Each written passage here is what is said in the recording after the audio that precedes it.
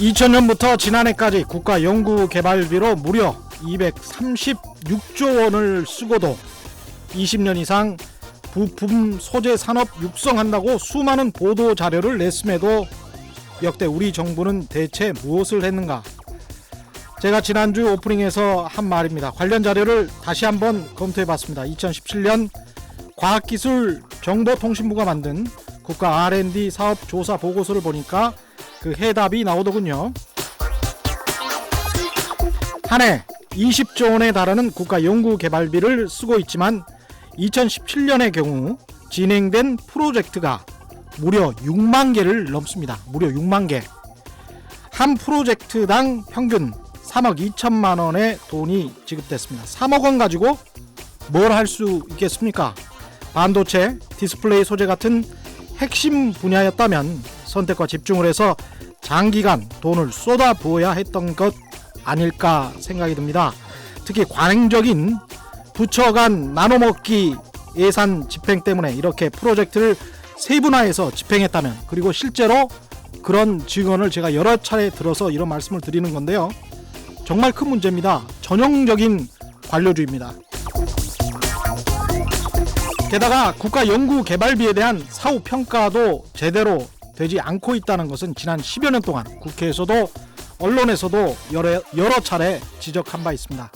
이번에는 달라야 합니다. 일본 아베 정부가 한국 기업들의 약점을 무기 삼아 공격하고 있습니다. 정말 이번부터는 달라져야 합니다. 안녕하십니까. 세상에 이익이 되는 방송 최경영의 경제쇼 출발합니다. 오늘의 돌발 경제 퀴즈입니다. 간단합니다. 뉴욕 3대 증시 가운데 상장된 우량기업 주식 30개, 주식 30개를 평균 낸 주가지수를 무엇이라고 할까요? S&P 아니고요. 나스닥 아닙니다. 정답을 아시는 분은 짧은 문자 50원, 긴 문자 100원의 정보 이용료가 부과되는 샵 9730번으로 문자 보내주시거나 무료인 콩과 마이케이로 보내주셔도 좋습니다. 정답 보내주신 분들 가운데 5분 선정해서 화장품 세트 보내드리겠습니다. 그리고 유튜브로도 시청하실 수 있습니다. 제가 손 한번 들어보겠습니다. 지금 박종훈 기자 나왔는데요. 같이 손 들죠. 예. 예. 유튜브와 팟빵 파티에서도 무한 반복 시청 꼭 청취해 주시고 시청해 주십시오. 고맙습니다.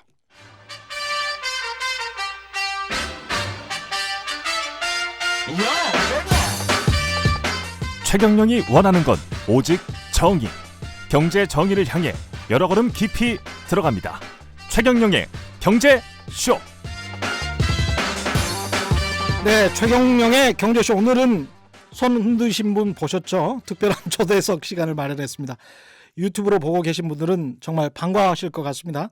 지난 최경영의 경제쇼 전에 박종훈의 경제쇼라고 있었습니다. 지금은 뭐 거의 잊혀졌다고 봅니다. 잊혀진 건가요? 이 경제쇼의 첫 진행자이자 전임 진행자시죠. 박종훈 기자 스튜디오에 나왔습니다. 안녕하세요. 네, 안녕하세요. 예. 그 오랜만에 청취자들과 인사도 나누시고 마지막 방송 날에 애청자분들하고 제대로 인사도 못 하시고 떠나셨습니까? 네, 그날이 하필이면 이 하노이 정상회담 결렬이 있었던 날이거든요. 그렇군요. 그래서 짧지만 그래도 그동안 애청해 주셨던 분들한테 막 문구 막 정리하고, 왜 그런 거 있잖아요. 겨우 한 문장 두 문장인데도 하루 종일 고민했던 그런 문장들. 그렇죠. 근데 말씀 못 드리고 떠났어요. 그래서 그때 상황이 너무 급작스러웠잖아요. 네. 방송 시작하기 전까지는 뭐 서너 시간 전까지는 그렇게 잘 어느 정도 풀리리라고 예상했다가 갑자기 오후에 그렇게 변해버린 상황이니까. 그렇죠. 그랬었는데 오늘 이렇게 청취자분들을 이렇게 또 만나 뵈니까 되게 좋은데요. 굉장히 기분이 좋습니다. 초대해줘서 고맙죠. 네, 고맙습니다. 네. 이 박종훈 기자를 초대한 것은 다름이 아니고 저희가 지금 경제쇼에서 여러 지금 좋은 책들을 소개를 하고 있는데, 지금 현재 이제 KBS 보도본부의 경제부장이세요. 그 쉽게 말해서 영전에서 가셨습니다. 여기에서 진행하시다가 그런데 그 와중에도 또 경제신간 2020 부의 지각 변동이라고 책을 한 권 또 내셨는데, 그 와중에 또 책을 냈다는 것도 정말 대단합니다. 이 2020 부의 지각 변동이 상당히 좀 의미가 있는 책인 것 같아서 모셨고, 이번에 몇 번째 책이죠?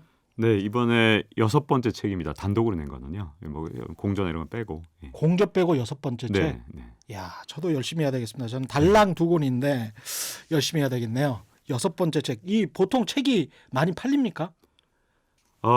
요즘에 뭐 책이 잘 안 팔리잖아요. 그렇죠. 그러니까 예전하고는 책을 가지고 다른 것 사실은 같아요. 돈을 벌 생각은 별로 없기 때문에 책을 저희들이 너무 홍보성 아니야 이렇게 생각하실 분들이 있겠지만 여기에서 그냥 다 털어드릴게요. 그냥 공영방송이니까 여기서 다 이야기를 해 주실 거죠? 네, 물론입니다. 예, 네, 그렇죠. 당연히 그래야죠. 그러면 이제 책을 안 사셔도 되겠네. 책 안 팔립니다. 네, 그럴 수 있도록 최선을 다해서 오늘 예. 방송을 하도록 해야죠. 네. 예, 이 아주 재밌는 내용들이 많더라고요. 그래서 책을 서평을 가지고 제가 차근차근 좀 이야기를 나눠보도록 서평도 하겠습니다. 좀 읽어보신 건가 보죠? 예, 네. 서평을 읽어봤어요. 오, 잠깐만요. 시간이 좀 걸리네. 서평을 먼저 읽어보기 전에 그러면 네. 찾기 전에 제가 이게 지금 책을 쓰게 된 특별한 계기가 있습니까? 네, 사실은 2020년에 위기 온다고 정말 난리도 아니었거든요. 예. 그러니까 뭐 엄청난 지각 변동이 생길 것처럼 예언가적으로 미래를 예언한 사람들 정말 많았는데요. 예. 그런 사람들이 보통 사람들이 아니었어요. 왜냐하면 벤 버냉키 같은 미 연방준비제도 이사회 전 의장 이런 사람이 2020년이 되면 미국 경제가 와일 코요테처럼 추락할 것이다. 그 기사가 있었죠. 네, 저는요 처음에 와일 코요테가 제가 모르는 경제 용어인 줄 알고 야 정말 와 내가 진짜 몇십 년을 경제 동물 이름이네. 공부했는데 동물 이름. 이 내가 지금 버냉키가 한 말이 무슨 말인지 못 알아듣고 있다. 큰일 예. 났다. 네, 지금 헛공부했구나. 이런 생각까지 했었는데 다행히 경제 용어가 아니고요. 예. 어린이들 보는 만화인데 예. 혹시 보신 분들도 있을 거예요. 예. 로드러너라고 이 새가 도망가면 이 코요테가 막 코요테가. 쫓아다니는데 이 새가 교묘하게 싹 피하면서 코요테는 항상 이 만화 끝날 때 벼랑 끝으로 떨어지면서 끝나거든요. 그러니까 미국 경제가 2020년이 되면 와일 코요테처럼 떨어질 거다. 추락할 네. 거다. 한없이 절벽 밑으로 추락한다. 이런 굉장히 무시무시한 얘기를 다른 사람도 아니고 이 연준 전 의장이 얘기를 했던 거거든요. 그랬죠. 여기다가 뭐 이 헤지 펀드의 제왕이라는 레이 달리오도 이제 뭐 경제가 야구로 치면 9회 말까지 한다면 7회다. 이제 2회밖에 안 남았다. 한 2년쯤 되면 경제 위기 온다. 2018년에 그렇게 얘기를 했단 말이죠. 그래서 이제 2019년에 2020년에 진짜 경제 위기가 올까? 그래서 책을 썼다 이 말씀이군요. 그렇지 않습니다. 그렇지 전 사실은 않고, 저도 사실은 그동안 방황하던 게 좀 있었어요. 제가 진짜 전공하고 학위를 받았던 건 복잡계 경제학이라는 건데 복잡계. 복잡하다. 복잡하죠. 이름이 예. 복잡합니다. 복잡계 경제학. 네, 이름이 일단 복잡해서 어려운 예. 것처럼 느껴지지만 예. 그렇게 어렵지는 않아요. 이게 계속 연구하다 보면 되게 재밌고 흥미로운데 가장 재밌는 부분이 여기서 해석을 저도 이번 책을 쓰면서 처음 어떻게 보면 제 진짜 전공과 이 경제 현상을 접목시켰다고 볼 수 있거든요.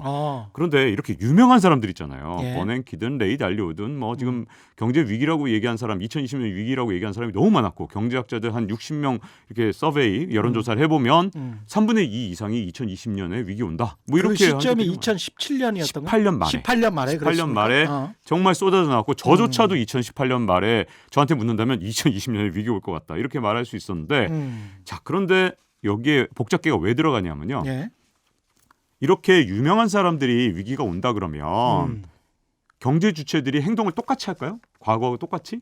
자 어제하고 오늘이 똑같을까요? 이렇게 너무 유명한 사람들이 위기가 온다 그러면 기업들은요 위기 경영을 할 거고요. 그렇죠. 정부도 정책을 바꿉니다. 뭔가가 온다고 하면 또 대응을 한다. 뭐 이런 말씀이네요. 그렇죠. 예. 사람은 진화하는 법이거든요. 왜냐하면 경제 위기를 계속 반복적으로 겪다 보면 사람들이 얼마나 현명하고 똑똑합니까? 그렇죠. 다음번에는 더 새로운 방법으로 위기를 넘어설 방법을 찾아내고 그 방법으로 대비를 하기 때문에 그래서 예견된 위기는 위기가 아니다라는 말이 왜 있느냐. 복잡계적으로 보면 굉장히 쉬워요. 왜냐하면 서로 상호작용을 하는 게 복잡계가 일반 주류경제학하고 다른 점인데 주류경제학은 사람 하나하나를 갖다가 원자화해서 예. 따로따로 놓고 본 다음에 이걸 그냥 더하기를 하면 전체를 관찰한 거랑 똑같다라고 말하는 게 예. 주류경제학인데 예. 이거 틀렸다는 거죠. 복잡계 경제학에선 이 경제 주체 중에서 어떤 A가 행동을 바꾸면 그게 B, C, D, E, F 쫙 바꾸는 거예요. 당연한 거 아닙니까? 예. 나비 효과가 일어나는 거죠. 예. 그런데 더군다나 이렇게 유명한 사람들이 얘기를 하면 당장 트럼프 대통령이 어떻게 했느냐. 2018년에 적극적인 감세 정책과 재정 정책을 쓴 데다가 2019년에 또 뭐 했냐? 연준 의장 당신 말이야 자꾸만 금리 올리려고 그러면 잘라버리겠어. 지금도 그러고 있죠. 그러고 있죠 예, 지금도. 예. 그러니까 지금 연준에서는 올해 2번에서 3번 금리를 올릴 거라고 얘기를 했다가 지금 얘기를 한 게 아니라 사실 점도표라 그러는데 뭐 예. 얘기한 걸로 치죠. 예. 점도표가 나왔었다가 지금은 금리를 동결하거나 아니면 이번 7월 달에 인하할 것이다. 이런 얘기도 나오죠. 사실 저는 박종훈의 경제쇼 하면서 사실 내년에 금리 못 올릴 겁니다. 이런 얘기 몇 번 했었거든요. 그리고 사실상 틀렸네요. 못 올릴 겁니다. 예. 아니요. 제가 못 올릴 거라고 했으니까 예. 맞췄죠. 제가. 못 네. 올리지만 그렇네. 네네. 못 올릴 겁니다. 예. 심지어 낮출 겁니다라고 낮출 겁니다. 박종훈의 경제쇼에서 했고 맞았네. 네, 제가 예. 또 하는 프로그램이 하나 더 있었잖아요. 이 특파원 보고 그다음에 세계는 지금 특파원 그때 보고 세계는 지금 방송을 진짜 많이 했군요. 거기서도 제가 똑같은 말을 했습니다. 신년 기획에서요. 2019년 신년 기획에서 올해 금리 올린다는 전망이 있는데 그렇지 못합니다. 아마 못 올릴 겁니다. 아마 낮출지도 모릅니다 하고 제가 생방송 중에 얘기를 했었는데 바로 그 배경이 뭐냐. 생각보다 미국 경제가 악화되는 속도가 빠를 수 있고 첫 번째는 두 번째는 트럼프 대통령이 재선을 노리기 때문에 2019년에 재선을 노리려면 방법 하나뿐이에요. 금리를 선제적으로 낮춰야만 그래야 한 9개월 뒤에서 1년 뒤쯤에 실물 경제에 영향을 미치기 때문에 선제적 금리나 그렇죠. 올해 낮춰놔야 2020년 미국 경제가 좀 좋아진 것처럼 착시 현상을 일으킬 수 있거든요. 금리를 인하할 필요성은 당장은 없지만 95년이나 98년처럼 위기가 올 것 같으니까 선제적으로 금리를 인하했던 경우를 예상을 해서 이번에도 낮출 것이다 또는 높이지는 못할 것이다 이런 예측 전망이 지금 거의 맞고 있습니다. 지금 말씀하셨던 이제 복잡계라는 것은 어떻게 생각해 보면 우리가 지금까지 세상을 이해했던 게 리니어의 세상, 직선적인 세상이거든요. 결정론적 세계관, 예. 리니어죠. 그러니까 예, 직선. 완전히 어떤 A라는 출발점이 있으면 Z까지 그냥 쭉 그 논리적으로 그냥 따라가는 세상이었는데 지금 세상을 제대로 이해를 해보니까 사실은 논리니어의 세상, 그렇죠. 비선형. 네. 비선형의 세상이라는 거죠. 네. 아주 얽혀있고 설켜있고 직선이 아닌 거죠. 예, 서로 간에 영향을 주고 그래서 A가 B를 영향을 줬는데 B가 작용을 하면 또다시 A가 반작용을 하는 네. 그래서 어디로 튈지 모르는 그런 세상이다라는 네. 그런 말씀을 하셨습니다. 그런 상황에서 우리는 어떻게 경제를 예측할 수가 있을까? 어떤 것들을 봐야 될까? 이런 이야기를 하셨고요. 그런 의미에서 한 7가지를 좀 봐봐라 네. 라고 2장에서 이야기를 하십니다. 근데 2장에서 7가지 시그널을 보면 경제가 보인다라고 이 책에서 이야기를 하셨는데 이 이야기를 하기 전에 언론이 말하는 가짜 시그널에 속지 않는 법을 일부에서 이야기를 하셨어요. 네. 이 이야기는 무슨 이야기인가요? 네. 사실 2020년에 위기 온다 그러니까 이렇게 엄청난 대응책을 만들어 놓으면 위기가 안 오느냐? 예. 그 부분 한번 또 짚고 이제 언론 얘기를 좀 해볼까 하는데요. 네. 사실은 말이죠. 또 위기에 대한 대응책을 우리가 계속해서 예방접종을 만들고 하는 것만큼 또 위기도요 진화를 하는데 어떤 방식이냐면 위기는 마치 바이러스 같아요. 돌연변이를 일으키는 거죠. 끝없는 돌연변이 속에서 우리 인체를 공격하는 바이러스처럼 독성을 계속 바꿔가고 우리의 항체를 계속 넘어서는 그런 위기가 오기 때문에 우리가 항상 예측하지 못한 방식으로 위기가 오는 이유가 바로 거기에 있습니다. 예. 그러니까 우리가 미래를 완벽하게 예측할 수 없기 때문에 제가 중요시 여기는 게 바로 시그널이거든요. 시그널을 먼저 캐치하고 이 시그널을 정확하게 해석하고 그 해석한 이 경제를 보는 관점을 이용해서 대응 방안을 만들어야 된다는 게 이 책의 제가 주제라고 할 수 있는데요. 예. 그런데 이걸 방해하는 게 누구냐? 오히려 안타깝게도 언론이다. 오히려 언론인 거예요. 왜냐하면 우리도 언론인인데. 저도 언론인인데 예. 이 얘기를 할 수밖에 없었던 게요. 제가 이 책에서 든 사례 중에 하나인데 와인 얘기를 들어요. 오스트리아 농부 얘기인데 예. 70년대 후반에 이 오스트리아의 특이한 병이 귀부병이라 그래서 이 병에 걸리면 포도가 쪼그라드는 대신 굉장히 달콤하고 맛있어지는데 예. 와인이 엄청나게 잘 팔린 거예요. 그래서 오스트리아 와인이 예. 귀부병이 돌았으니까 예. 병에 걸린 포도가 오히려 인기가 있었던 거죠. 음. 그런데 그 귀부병이 사라진 다음에 오스트리아 와인 더 이상 수출이 안 되니까 음. 그야말로 한마디로 호황을 경험했다가 불황을 맞는 순간 그 사람들은 어떻게 되느냐? 시그널, 가짜 시그널이나 가짜 정보를 만들어서라도 계속해서 예전처럼 와인을 팔려고 하게 되죠. 그게 바로 대표적인 사례고 오스트리아 사람들 그러면 우리가 얼마나 정직한 사람, 이 사람들은 항상 룰을 지킨다라는 믿음이 있잖아요. 예. 근데 80년대 초반에 어떤 일을 했냐면 똑같은 맛을 내기 위해서 와인에다가 첨가물을 넣습니다. 근데 그 첨가물이 우리가 상상할 수 없는 첨가물이에요. 뭐냐면 자동차 부동액을 넣습니다. 자동차 부동액을 넣는다. 놀랍게도 자동차 부동액을 넣으면 진짜로 와인이 맛있어진다고 합니다. 아, 그래요? 아니, 넣어보지 마세요. 집에서 혹시 그래요? 맛있게 만든다고 넣어보지 마세요. 건강에 안 좋다니까. 그런데 그렇게 해서 와인을 팔았는데 너무너무 잘 팔린 거예요. 이 와인이. 그러니까 프랑스나 이런 데서는 의심을 한 거죠. 근데 이게 왜 들켰냐. 부동액을 이 농가가 부동액을 샀잖아요. 이거를 세금 깎아주세요. 내가 이렇게 비용을 지출했으니 하고서 그렇죠. 국세청에다 오스트리아 국세청에 제출했는데 아니 왜 농가에서 부동액을 샀어? 이게 어떻게 비용으로 청구가 되고. 네. 근데 엄청난 대량으로 산 거예요. 그만 그래서 이게 전 세상에 알려졌고 그래서 뭐 온갖 조롱하는 오스트리아 사람들은 겨울에도 반바지를 입고 다니는데 왜냐하면 부동액을 먹으니까 이렇게 유럽에서 농담이 생겼을 정도로 80년대에 굉장히 유명한 사건인데요. 예. 언론사도 마찬가지인 것 같습니다. 황금기가 있었죠. 그러다가 어떻게 보면 사세가 기울고 점점 언론이 이제 경쟁이 늘어나니까 이제 파이가 점점 줄어들잖아요. 네. 그래서 저는 가짜 시그널을 생산하고 있지 않느냐 이런 생각을 좀 하고 있고요. 가짜 뉴스를 가짜 언론이 뉴스. 장사하기 위해서 네. 생산하고 있다. 네, 그렇죠. 주목도를 높이기 위해서. 네, 그렇죠. 심지어 일부 경제 프로그램을 언론사에서는 뭐 그래서는 안 되겠지만 뭐 의혹이 지금 들고 있는 게 아예 뭐 건설사가 아니면 뭐 시행사나 이런 데서 프로그램 운영권을 갖고서 마음껏 프로그램을 조율할 수 있다. 이런 의혹이 들어서 지금 뭐 여러 가지 조사도 나서고 지금 그런 상황이거든요. 그 정도기 때문에 실제로 그랬던 경우들이 좀 있습니다. 네. 종합편성 채널 같은 경우에 네. 실제로 방송통신위원회에서 지난 정부 이야기인데요. 네. 실제로 그랬던 일이 있고요. 네. 심지어는 뭐 주식시장 전문가라고 나섰던 사람들이 모 경제 TV에 등장을 해서 사실은 작전 세력과 내통하고 주가를 띄웠다가 쇠고랑 찬 경우도 있었죠. 역시 이 분야의 최고 전문가시기 때문에 아니 네, 역시 좀 그거는 명확한 해석을. 이게 일탈적인 네. 행위인데 제가 생각하기에 언론이 특히 아까 이제 주목도를 말씀을 하셨단 말이죠. 사람의 눈을 끌어당기기 위해서 네. 좀 과장하는 측면이 어쩔 수 없이 발생하는 경우도 있을 것 같습니다. 네. 그런 가짜 시그널 우리가 지금 이제 경제 위기라는 말을 이제 함부로 툭툭 쓰고는 있는데 경제 위기라는 것을 학문적으로 정의하려면 굉장히 또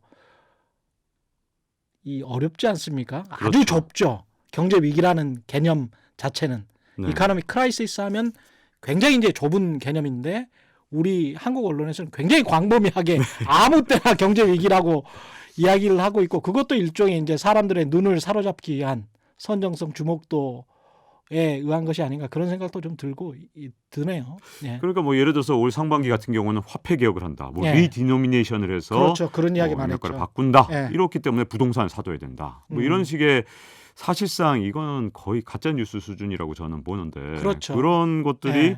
버젓이 사실은 좀 이름 좀 달고 있는 그런 언론사에서도 이거 기사화가 아니 되는 박사님들이 나와서 막 그런 이야기를 해요. 맞습니다. 예. 근데 그 리디노미네이션 한 1년 정도 지금 주장을 했는데 네. 이분들 이 정부 끝날 때까지 이거 안 하면 그래도 방송 계속 할 겁니다. 그분들은. 그렇죠. 그렇죠. 그래서 예. 첫 번째는 제일 먼저 중요한 게요. 노이즈와 시그널을 구별해야 됩니다. 노이즈 잡음들 있잖아요. 예. 사람은 자꾸만 패턴을 찾으려고 하는 그런 경향이 있어요. 예. 왜냐하면 패턴이 옛날 원시 시대에는 인간의 생존 가능성을 높여줬거든요. 예. 그런데 안타깝게도 그렇게 무의미한 데서 패턴을 자꾸만 찾으려는 노력은 오히려 자기 자신을 굉장히 위태롭게 경제 상황에서는 그렇죠. 원래는 노이즈거든요. 예. 근데 그 노이즈에서 자꾸만 신호를 찾는 것 이게 굉장히 위험하기 때문에 일단 예. 노이즈에서 시그널을 구별하고 그다음에 아까 지금 말씀드린 가짜 시그널과 진짜 시그널을 네. 구별하고 이걸 통해서 진짜 시그널을 정확하게 해석하는 것 이걸 책에서 다루려고 굉장히 노력을 했다고 보시죠. 자, 그러면 이제 진짜 시그널 이야기를 들어가 보죠. 네. 7가지 시그널만 알아도 경제가 보인다. 네. 7가지 시그널에 집중하라. 이런 이야기를 하십니다. 1장에서 금리 시그널, 네. 금리 인하가 시작되는 순간을 주목하라. 이게 무슨 말인가요? 그렇죠. 이 처음에 언론사들이 이게 참 재밌어요. 금리 인상을 처음 시작하면요. 마치 당장 내일이라도 위기가 올 것처럼 기사를 쏟아냅니다. 예. 자, 이게 금리가 오르니까 당연히 이제 주식 투자를 줄일 거고 예. 주가가 폭락할 것이다. 예. 그런데 사실은요. 예. 금리 인상을 미국에서 미 연준이 할 때는 어떤 상황이냐면 경제가 가장 좋을 때 하는 거예요. 그렇죠. 올려도 되니까 하는 겁니다. 그렇습니다. 그래서 금리를 인상하는 동안은 사실은 제가 이런 표현을 책에서 썼는데 파티가 절정을 향해서 달려가는 것을 알리는 시그널이 바로 금리 인상을 처음 시작하는 시그널이다. 그렇기 야, 때문에 그건 예. 파티가 끝나는 시그널이 아니거든요. 예. 근데 금리를 인상 중단하는 상황, 이 중단의 상황은 이제 사실은 거의 절정에 다다랐다는 걸 보여주는 거고요. 지금의 상황이네요. 그렇죠. 그런데 예. 재밌는 거는요. 이때는 또 언론사들이 반대로 시그널을 줍니다. 야, 이제 금리 인상 안 한다. 오히려 금리를 낮출 것 같다. 이게 주식 투자 늘려야 되고 이제 주가가 더 오를 거다. 그게 왜 또 먹히냐 하면 금리 인상을 중단한 다음에 바로 주가가 떨어지지 않고요. 보통 6개월에서 24개월 뒤에 주가가 떨어졌습니다. 6개월에서 24개월 네. 뒤에. 지금까지 역사를 보면 예. 지금까지 금리 인상을 했던 여러 가지 시기가 있어요. 94년, 99년, 2004년 금리 인상을 시작했는데 예. 이 99년을 제외하면은 대부분 다 한 24개월이었고요. 99년은 바로 주가가 떨어졌기 때문에 예. 좀 특이한 때지만 예. 보통 금리 인상 중단하자마자 떨어지는 게 아니라 뭐 시차가 한 24개월까지 나거든요. 그러니까 이게 약간 가짜 시그널이 나오기가 참 좋은 거예요. 그때는 사실은 약간 이제 경계감을 가져야 될 텐데 금리 인상을 중단했다. 그 얘기는 무슨 말이냐면 연준이라는 것은 미국 최고의 경제 전문가들이잖아요. 예. 이 전문가들이 이제 금리를 올리기가 좀 어려운 상황이네. 경제가 이제 더 이상 과거처럼 호황은 아닌가 봐라는 예. 판단을 했을 때 금리 인상을 중단하는 겁니다. 음. 그렇기 때문에 오히려 파티가 곧 끝날지도 몰라. 이제 좀 약간 안전벨트를 맬 필요가 있어라는 신호로 받아들이는 게 더 맞다고 봅니다. 이건 뭐 분석의 차이일 수도 있겠습니다. 그러니까 월스트리트저널에서는 최근에 이런 보도를 했었는데 7번의 금리 인하기 동안 주식시장의 수익률이 채권 수익률을 앞섰다. 이런 보도를 했었습니다마는 이종우 이코노미스트도 그렇고 우리 최경영의 경제쇼에 나와서 이야기했던 전문가들이 지금의 상황은 그런 상황이 아니다. 지금 박종훈 기자가 이야기하는 것처럼 금리 인하가 시작되는 이 순간은 뭔가 조짐이 안 좋다. 지금의 상황은 좀 다르다라고 지금 이야기를 하고 있기 때문에 그런 점에서는 또 동일한 분석인 것 같습니다. 그 다음에는 이제 부채를 가지고 이야기를 하셨어요. 네, 근데 부채로 네. 넘어가기 전에 사실 이 문제를 완전히 끝까지 가야 되는 문제가 예. 있습니다. 왜냐하면 예. 여기까지가 끝이 아니거든요. 아, 그래요? 이번에 금리 문제는 아. 또 조금 복잡합니다. 왜냐하면 연준을 제가 지켜보아야 된다. 예. 굉장히 중요한 시그널이라고 말씀을 드렸지만 예. 사실 이번엔 좀 달라요. 음. 이번엔 뭐가 다르냐면 원래 사실 월가에서 금기어가 this time is different. 예. 이번엔 다르다라는 말이거든요. 왜냐하면 맞습니다. 예. 이번엔 달라. 주가가 더 오를 것 같아. 라고 말한 다음에 항상 망하거든요. 예. 근데 이번엔 진짜로 달라요. 뭐가 다르냐면 예. 연준이 금리 인상을 그만둔 시점이 정말 경제만 봤느냐? 그렇지 않은 부분이 있어요. 사실은 그렇죠. 트럼프 대통령이 지금 굉장히 압박을 많이 하고 있는데다가 지금 연준이 시장을 약간 좀 주도하는 능력을 완전히 잃어버렸습니다. 그렇기 때문에 과거에 그린스펀 같은 그런 어떤 카리스마 있는 예. 연준이 아니거든요. 예. 그래서 시장이 막 기대치가 이제 더 이상 금리 못 올려라고 기대치가 높아졌을 때 금리를 더 인상할 수 있는 연준의 시장 주도력이 없어요. 예. 그러니까 두 가지 문제가 있죠. 트럼프 대통령이 금리 인하를 바라는 것과 시장에 끌려다니기 시작한 연준. 그렇기 때문에 평소보다 제가 보기엔 1년쯤 먼저 금리 인상을 멈췄다라고 보여집니다. 왜냐하면 19년에 원래 금리 인상을 2번에 3번 더 할 거였고 예.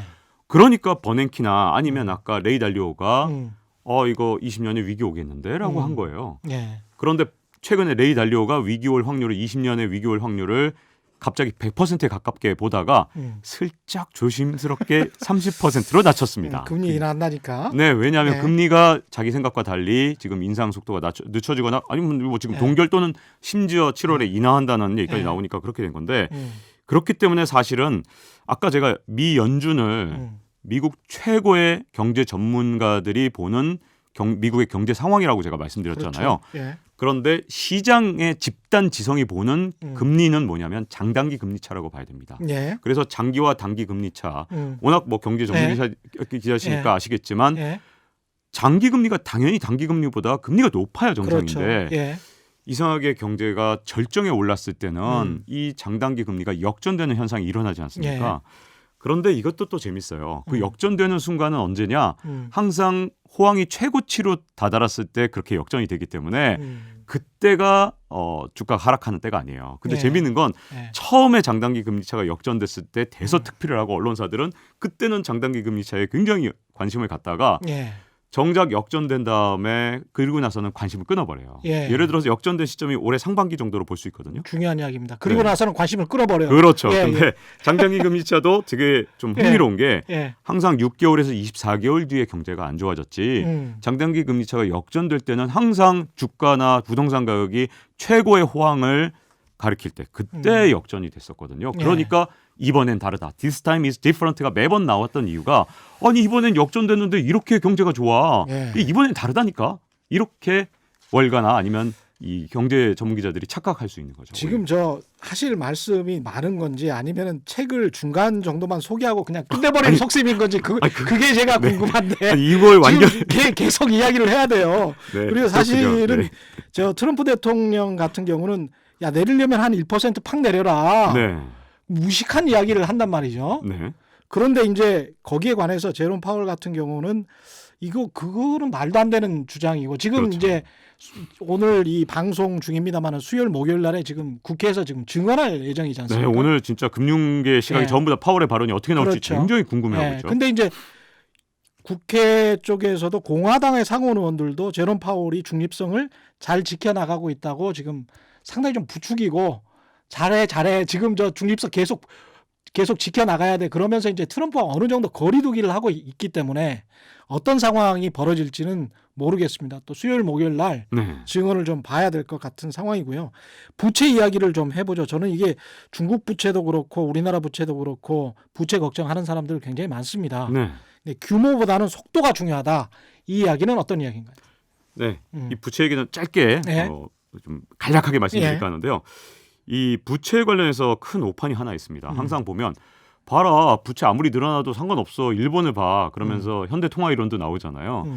저기는 봐 일본 봐봐 이 GDP 대비 국가 부채만 뭐 2배가 넘었어 예. 훨씬 이러면서 큰 문제가 없어라고 말을 하는데 여기에 오판이 있는 거예요. 뭐냐면 부채 절대량 얼마나 많으냐 이거는 그렇게 뭐 위기가 오거나 아니면 불황이 오거나에 예. 아주 밀접한 관계는 없어요. 예. 근데 진짜로 연관이 있는 건 뭐냐면 부채가 늘어나는 속도, 부채가 급증하는 속도가 더 위험하거든요. 예. 그런데 절대량으로 자꾸만 비교하니까 저번에도 왜 GDP 대비 40%를 넘어야 되냐, 넘으면 안 되냐. 그렇죠. 이 국가 부채, 예. 국가 채무가 국가 예. 채무죠. 정확하게 영어를 국가 채무가 과연 40%를 넘어선 위험하다 아니다라는 게 나왔던 이유가 약간 오해가 있기 때문이에요. 절대량 자체가 중요한 게 아니라. 실제로 이 루치르 자르마라고 해서요. 이런 어떤 이 모건 스탠리의 신흥 부분 이 총괄 사장인데 이 사람이 굉장히 이 부분에 있어서 굉장히 전문성을 갖고 있는 분이거든요. 근데 이 루치르 자르마의 연구 결과 이런 놀라운 결과, 즉 부채 절대량보다 진짜 중요한 건 부채가 증가하는 속도다. 그래서 만약에 5년 동안 예. 이 GDP 대비 민간 부채 비율이 최소 이 40%포인트가 높아진 30개 나라 가운데 18개 나라에서 5년 안에 금융위기가 일어났다. 이런 연구 결과가 있었고요. 예. 이 중국이 그런 측면에서 굉장히 위험합니다. 그렇습니다. 2012년부터 5년 동안 75%포인트가 늘어났기 때문에 맞습니다. 굉장히 위험하고요. 뭐 지금 민간 GDP의 한 250% 정도 되죠. 네, 부채가. 예. 알려진 통계만 260%가 넘었는데 알려진 통계만 이게 중요합니다. 중국 통계 예. 믿으시나요? 저는 전혀 안 믿습니다. 예. 저도 안 믿습니다. 예. 왜냐하면 중국의 경제 성장률 우리가 못 믿잖아요. 그렇죠. 그래서 이 유럽의 경제학자들이나 미국의 경제학자들은 경제 성장률 중국에 역추정을 하는데 어떻게 하냐면 발전량, 전기 생산량이 얼마나 늘었느냐로 성장률을 역추정을 하고요. 실제로 미국의 유명한 이 민간 경제 연구소인 이 컨퍼런스 보드에서는요. 예. 실제로 성장률은 지난해에도 6%대가 아니라 4%대였다. 네. 뭐 이런 얘기까지 있을 정도이기 때문에 그렇죠. 믿을 수 없는 통계라고 다들 생각하는데 그 통계도 260%가 넘었어요. 그렇죠. 여기 절대량도 위험하지만 사실 절대량도 뭐 아까 제가 절대량이 아주 큰 문제는 아닙니다라고 했습니다만 어느 정도 이상 개도국인데 예. 이 정도 비율은 진짜 위험하죠. 그런데다가 속도가 너무 빨랐다. 속도도 너무 빨랐기 때문에 예. 지금 중국에 대해서 중국은 국가 통제가 가능하잖아요. 이렇게 하기에는 이건 정도가 너무 심하고 인류 역사에 이 정도면 아이슬란드 같은 소국에서는 예. 물론 중국보다 더 빨리 늘어난 적이 있어요. 하지만 굉장히 유래를 찾아보기 어려울 뿐더러 음. 아이슬란드도 엄청난 금융위기로 진짜 고생 많이 했거든요. 그러니까 중국은 정말 다르다? 이렇게 말하기에는 그렇게 안심하고 보기엔 좀 어려운 측면이 있죠. 참, 중국이 무너지면 한국이 위험한데 참 걱정이 여러 가지로 많습니다. 버블 시그널과 환율, 중국 이야기, 이제 인구 쏠림 이야기를 한꺼번에 하셔야 되고요. 나중에 이제 또 승자가 되는 법, 이런 상황에서 승자가 되는 법까지 좀 정리를 해주시기 바랍니다. 일단 오늘 돌발 경제 퀴즈 한 번만 더 내드리겠습니다. 경제 퀴즈는요, 뉴욕 3대 증시 가운데 하나죠. 상장된 우량 기업의 주식 30개, 30개를 평균 낸 주가 지수를 뭐라고 하는지, 정답 아시는 분은 짧은 문자 50원, 긴 문자 100원에 정보 이용료가 부과되는 샵 9730번으로 문자 보내주시거나 무료인 콩과 마이케이로 보내주셔도 좋습니다. 정답 보내주신 분들 가운데 5분 선정해서 화장품 세트 보내드리겠습니다. 버블, 부채에 이어서 이제 또 이야기해야 돼요? 부채를? 아니요, 그건 아니고요. 그러면, 예. 제가 유튜브인 걸 예. 깜빡하고요. 예. 제가 놀라는 표정이 그대로 나갔을 것 같아요. 아니, 제가 뭐, 지금 한꺼번에 네. 다 말씀 해야 되나 했을 때 제가 막 눈이 둥그레지면서 유튜브가 동시에 나간다는 걸 제가 깜빡했습니다. 네. 요점만 네. 버블과 환율 네. 묶어서 이야기해 볼까요? 사실 버블이 굉장히 중요하기 때문에 예. 버블을 조금 길게 얘기하고 예. 환율을 아주 짧게 예. 얘기를 해볼까 하는데요. 예. 자, 이 세계의 천재 아이작 뉴턴이 사실은 이 물리학자일 뿐만 아니라 조폐국장까지 했기 때문에 예. 사실상 경제도 굉장히 많이 아는 사람이었는데 예.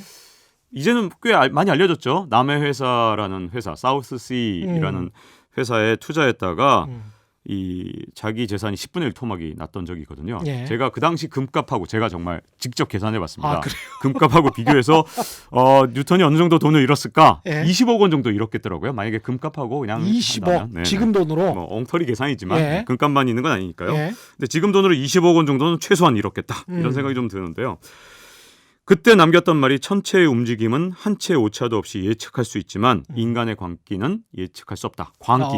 이 말이 예. 굉장히 중요한데요. 그렇죠. 그래서 버블이 끝나봐야 버블이었던 것을 알 수 있다. 알 수 이런 말이 있죠. 예. 그런데 꼭 그런 건 아닙니다. 왜냐하면 굉장히 유명한 경제학자인 로버트 슐러 교수가 예. 이 부분에 있어서 버블인지 아닌지 측정할 수 있는 지표들을 실러 지수. 네, 예. 슐러 지수가 있죠. 예. 주가에도 있고 주택에도 있어요. 네, 주택은 맞습니다. 케이스 슐러라고 해서 예. 칼 케이스랑 같이 했죠. 예. 자, 그런데 이 제가 좀 충격적인 좀 이 지표나 이런 건 너무 복잡한 거는 지금 예. 빨리 말씀드리고 없으니까 중요한 것만 그렇죠. 말씀드릴게요. 중요한 것만. 네. 예. 알기 S&P, 쉬운 것만 그렇죠. 말씀해 주세요. 이 S&P 부분에서 슐러 예. 이 주가 지수인 PE 지수 예. 이 지수를 비교해 봤더니 30이라는 숫자를 넘었던 적이 미국 역사상 딱 3번 있었는데 예. 통계를 낸 이후로 1929년 대공황, 예. 닷컴 버블 그리고 지금 현재. 그러니까 주가가 너무 너무 고평가돼 있는 시기가 지금 딱 3번이었다는 거예요. 이종우 애널리스트도 11년 동안 미국 주가가 오른 적은 없다. 네. 그래서 지금 미국 주가는 고점일 확률이 굉장히 높다 이런 이야기를 하셨는데 그렇죠. 비슷한 분석이십니다. 예. 그렇죠. 이 미국 역사에서 통계를 낸 뒤에 딱 3번밖에 없었는데 그게 또 끔찍한 버블 붕괴로 이어졌잖아요. 예. 대공황 그리고 닷컴 버블 전부 다 그죠? 예. 그러니까 지금 현재가 걱정되는데 문제는 또 여기 주택이에요. 예. 케이스 실러 지수, 칼 케이스랑 예. 같이 한 예. 이 케이스 실러는 주택 지수인데 예. 이 네 종류 중에 제가 관심 있는 건 전미 주택 가격 지수라는 건데요. 예. 요게 200을 넘었던 적이 미국 역사상 딱 2번이에요. 예. 글로벌 금융위기랑 지금 현재. 글로벌 금융위기 직전과 지금 현재. 네. 자, 그러면 심각하군요. 이번에 버블이 잡히는 버블 신호가 잡히는 게 예전에는 항상 뭐 주가가 버블 신호가 잡히거나 아니면 집값이 버블 신호가 잡히고 둘 중에 하나가 잡혔는데 예. 이번에는 부동산도 잡혔지만 예. 주가도 잡혀 있는 상황. 음. 그렇기 때문에 약간은 걱정돼요. 근데 아까 말씀드렸다시피 트럼프 대통령이 저는 이걸 굉장히 잘 알고 있다고 생각하고요. 예. 그러니까 트럼프 대통령 입장에서 둘 중에 하나를 해야죠. 되게 미국의 미래를 걱정하는 대통령이라면 풍선을 살살살 바람을 빼서 빼거나 그 미국이 미래에 큰 문제가 없도록 바람을 빼는 거죠. 연착륙 시키거나 연착륙. 예. 이게 바람을 빼는 건데 예. 더 좋은 방법은 뭘까요? 풍선에 바람을 팡 터트리는 겁니까? 아니요. 터뜨리면 안 되고요. 자기 인기 중에 터뜨리면 안 되고요. 재선이 있기 전까지는 예. 풍선을 더 부풀리는 거죠. 더 부풀리는 거. 더 부풀리면 경제가 좋아진 것처럼 보이니까요. 그렇죠. 그러니까 아까 얘기했잖아요. 1%포인트 연준에서 낮춰 빨리 이렇게 압박을 하는 이유가 버블 신호가 양쪽에서 다 잡히니까 지금 분명히 뭔가 기분이 안 좋아요. 트럼프 대통령은 이런 뭐 지표 같은 거 보는 분은 아닐 것 같아요. 하지만 실물 경제를 잘 설마 아니까. 네, 펜실베니아 나왔는데 지표도 보시겠죠. 지표도 예, 사람 얼굴만 아니, 보고 판단하면 안 아니 돼요. 워낙 감각적인 본인이 실물 경제의 대가니까 예. 어쨌든 좋게 말하죠. 예, 실물 예. 경제의 대가니까.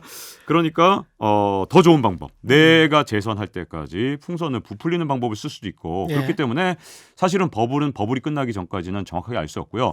2019년에 위기 온다, 20년에 위기 온다라고 연도를 이렇게 딱 박아서 얘기하는 건 예. 복잡계 시각에서는 이 상호작용이나 아니면 정부의 대응 때문에 어떻게 될지 모르는데 예.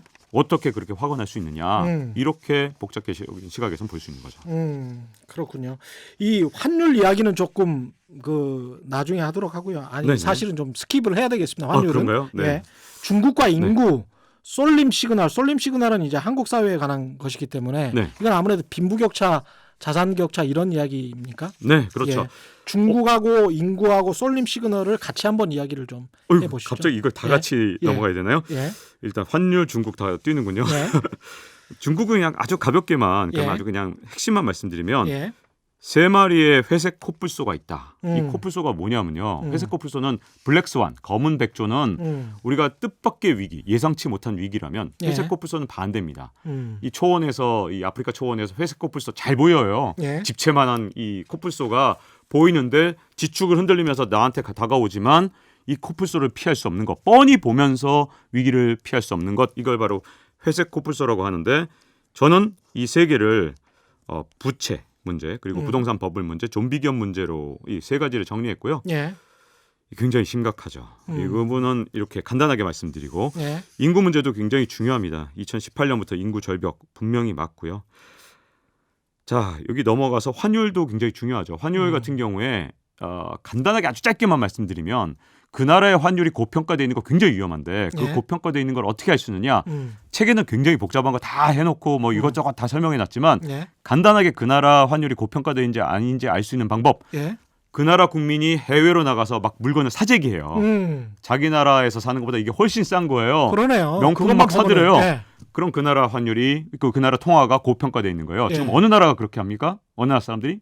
어느 나라 사람들이 그렇게 하나요? 중국 사람들이 그렇게 중국 하죠. 사람들이 많네. 어마어마하게 고평가돼 있기 때문에 어마어마하게 사재기를 하는 거고요. 맞습니다. 그렇기 때문에 중국 당국에서 온갖 규제를 만들어서 외화를 인출도 못하게 하고 또 인출하면 신고하게 하고 온갖 규제를 계속 해마다 막 두세 개씩 넣고 있는 이유가 중국 위안화. 약간 좀 자세히 볼 필요 있고요. 이건 쑥 지나갔습니다. 예. 이렇게 간단하게 넘어가서 그럼 이제 7번째 시그널로 확 아주 훌륭한 지나가서 인사이트입니다. 네. 예. 쏠림 시그널을 좀 얘기할까 하는데요. 좀 안타깝게도 우리나라가 지금 많이 쏠려 있어요. 예. 그 이유가 제가 보기에는 한 언제부터 시작됐냐면 한 2010년대 중반, 그러니까 15년, 16년이에요. 예. 그때 우리나라 수출이 갑자기 무너졌습니다. 그러다 보니까 정부에서 어떻게 했냐면 그 당시에 정부에서 이 방법이 없어요. 그러니까 그때 국제 경쟁력 떨어지고 그러니까 경쟁력을 되살릴 그런 어떤 장기적인 대책을 내놓은 게 아니라 대책이라고 내놓은 게 최경환 노믹스였죠. 네, 예. 건설 경기 부양책. 예. 빚내서 집 사라. 예. 그때 어떤 일이 초이노믹스? 있었냐면 예. 15년, 16년에 진짜 지금 수출 준다고 하지만 그때도 정말 엄청난 속도로 두 자릿수로 맞습니다. 팍팍 줄었어요. 예. 예. 그랬더니 정말 한 자릿수 성장률이 나오게 생겼으니까 건설 경기 부양책, 빚내서 집 사라 정책이 나왔는데 예. 그때 어느 정도였냐면 경제 성장이 한 2.7에서 2.9 정도였는데 그랬습니다. 성장 기여도의 절반이 건설 경기였어요. 맞습니다. 건설 예. 투자. 그러니 그때 건설 쏠림이 일어났고 그 그때 사실 중국의 쏠림이 또 일어났고 중국의 예. 쏠림 해서는 안 되는데 그때 그랬죠. 그리고 신산업을 만들었어야 했는데 못 만들었기 때문에 반도체 쏠림이 일어났죠. 예. 그리고 임금의 쏠림이 일어났습니다. 대기업만 돈을 벌고 우리나라 같은 나라가 없어요. 대기업 예. 임금이 중소기업 임금에 정말 60%도 안 되는 나라, 다른 나라 취재 가서 제가 독일에서 이 독일에 있는 뭐 노동부나 아니면 예. 노동청이나 아니면 거기 중소기업 사장님들하고 대기업 사장님들하고 얘기할 때 우리나라 임금 구조가 그렇다 그러면 진짜 충격받아요. 왜냐하면 그래요? 독일은 대기업 임금의 85%를 중소기업도 받기 때문에 독일 청년들은 눈높이를 낮춰서 중소기업 간 적이 없어요.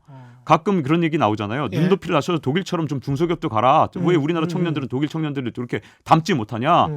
임금이 똑같아요, 거의.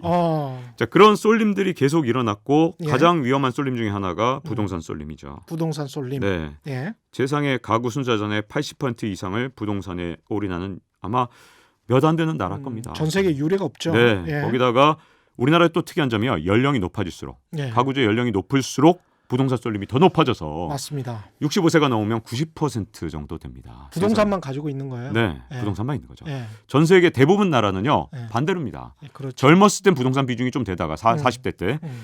40대 젊은 거 맞죠? 아, 뭐, 예. 네, 그러면 100세까지 사는 시대니까요. 예. 60대, 70대가 되면 부동산을 파는 거거든요. 20대 때는 물론 부동산이 없고요. 그렇죠. 20, 30대는. 그런데 피크가 보통 40대, 뭐 늦어도 50대인데 우리나라는 피크가 70대예요. 그러니까 나이가 많을수록 부동산 비중이 쏠림이 더 크기 때문에 우리나라 부동산 쏠림. 이 쏠림들이 왜 일어났느냐? 2010년대 이 성장률 하락, 그다음에 이 나라의 어떤 잠재 성장률 하락을 전부 다 단기간 내에 해결하고 근시안적으로 해결하려다 보니까 경제 쏠림이 굉장히 굳어졌고요. 예. 지금도 사실은 빨리 해법을 찾아내야 되는데 아직까지 지금 못 찾고 있기 때문에 쏠림이 해소되지 않고 있기 때문에 좀 많이 안타깝고 지금 늦었지만 지금이라도 노력을 해야 되지 않을까 생각이 듭니다. 노력을 해야 될 것 같습니다. 아, 이게 노력이란 단어 조심해야 되는데 제가 노력 나왔네요. 예. 그 부의 이런 상황에서 부의 지각 변동에서 승자가 되는 법을 마지막으로 에필로그 전에 이야기를 하셨는데 이게 지금 시간이 한 5분도 안 남았다 보니까 이것도 좀 요약을 해서 특히 이제 부동산 이야기하고 증권시장 이야기, 4차 산업혁명이나 이런 큰 거시경제 이야기는 책을 보시기 바랍니다. 그리고 일단 개인 자산에 관한 이야기를 이거 책 안 읽고도 이게 충분히 되도록 이해하시죠. 다 전달 거의 이해가 됐을 거라고 그렇죠? 봅니다. 네, 예. 집값을 결정하는 세 가지 키워드 수요, 공급, 금리 2020년 집값은 어떻게 될 것인가 예측을 약간 해놓으셨습니다. 어떻게 보십니까? 이 책에서 굉장히 다양한 측면을 다뤘습니다. 물론 예. 뭐 집값이 더 오를 측면이 있어요. 뭐냐면 2017년, 18년에 우리 경제가 상당히 좋았거든요. 이걸 뭐 일부 언론에서 인정하지 않지만 사실은 15, 16년에 우리나라 경제가 굉장히 안 좋던 게 반도체 호황이 오면서 17년, 18년이 좋았습니다. 예. 자, 부동산 경기는요. 항상 후행 변수입니다. 얼마큼 늦게 오는 후행 변수냐면 주가가 제일 먼저 반응해요. 그래서 주가는 선행 변수. 예. 그래서 주가가 오른 다음에 보통 시차가 1년에서 2년 뒤에 집값이 오릅니다. 자, 그러니까 18년이 언제 좋았냐? 18년 초가 주가가 굉장히 좋았잖아요. 예.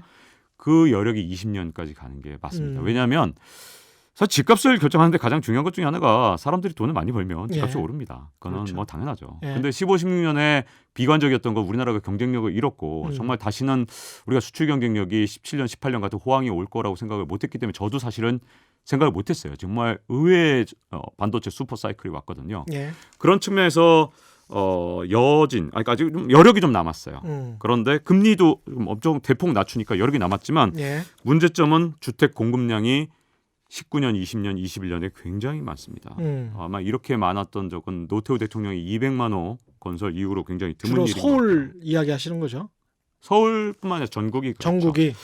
그리고 서울이든 뭐 전국이든 또 역시 해당되는 것 중에 있는데 주택의 자가 보급률이에요. 이거는 다른 언론이나 이런 데서 잘 다루지 않은 부분인데 우리나라 자가 보급률이요. 이미 2017년, 18년에 2017년에 61.1%를 넘어섰습니다. 예. 이게 통계를 낸 이후로 거의 최고치예요. 거의 선진국 수준이네요. 엄청난 예. 수치인데 이게 우리나라 역사상으로 선진국보다 약간 떨어집니다. 예. 근데 선진국보다 떨어져도 우리나라 역사상은 굉장히 높은데 이게 왜 주의할 점이냐면요. 집을 자가 보급률이라는 건 내가 내 집을 갖고 있는 거예요. 이게 주택 보급률보다 더 중요한 지표라고 살 생각해요. 사람 샀다는 이야기지. 그렇죠. 그런데 또 이 수치가 더 중요한 게 있어요. 예. 자가 보급률에서 예. 우리가 1인 가구가 지금 한 10여 년 사이에 2배로 늘어났거든요. 그런데도 자가 보급률이 이렇게 늘어났다는 건 진짜 살만한 사람 다 샀다는 거거든요. 이제 앞으로 받아줄 사람이 없는데 어떡하냐 이런 생각을 해야 됩니다. 그래서 예. 이 박근혜 정부 때 어떻게 했냐면 임대사업자들한테 특혜 주면서 임대사업자들이 집을 많이 살 수 있도록 온갖 그렇죠. 특혜를 줬던 거죠. 예, 왜냐하면 맞습니다. 그런 자가 보급률이 떨어진 걸 봤기 때문에. 지금 표정을 보니까 끝날 시간이 다 된 것 같습니다. 제가 예. 저 표정을 줬었거든요. 여기서 정리를 해야겠습니다. 불안불안합니다. 네. 예. 한 1분 남았습니다. 네. 최악의 공포가 시작되는 그 순간이 기회다라고 에필로그를 하셨어요. 그래서 사실은 위기가 기회다라는 측면이 맞고 그런 측면에서 마지막으로 그 투자자들이나 청취자들에게 하실 말씀을 해주십시오. 네, 최악의 사실 공포 속에서 이 심연에서 사실 기회를 찾는 거고요. 예. 항상 역전은 이 지각 변동이 있을 때 왔다는 거. 그걸 꼭- 역전은 지각 변동이 있을 때 왔다. 네. 예. 그거 없이는 사실은 후발주자가 선발주자를 따라잡기가 굉장히 어렵습니다. 고맙습니다. 오늘 긴 시간 좋은 말씀 감사합니다. 2020 부의 지각 변동 책을 펴내신 KBS 보도본부의 박종훈 경제부장과 함께했습니다. 고맙습니다. 네, 고맙습니다. 오늘 돌발 경제 퀴즈 정답은 다우지수, 다우존스 산업평균지수였고요. 당첨자는 인터넷 홈페이지에서 확인하실 수 있습니다. 저는 KBS 최경영 기자였고요. 내일 4시 10분에 다시 찾아뵙겠습니다. 지금까지 세상에 이익이 되는 방송 최경영의 경제쇼였습니다. 고맙습니다.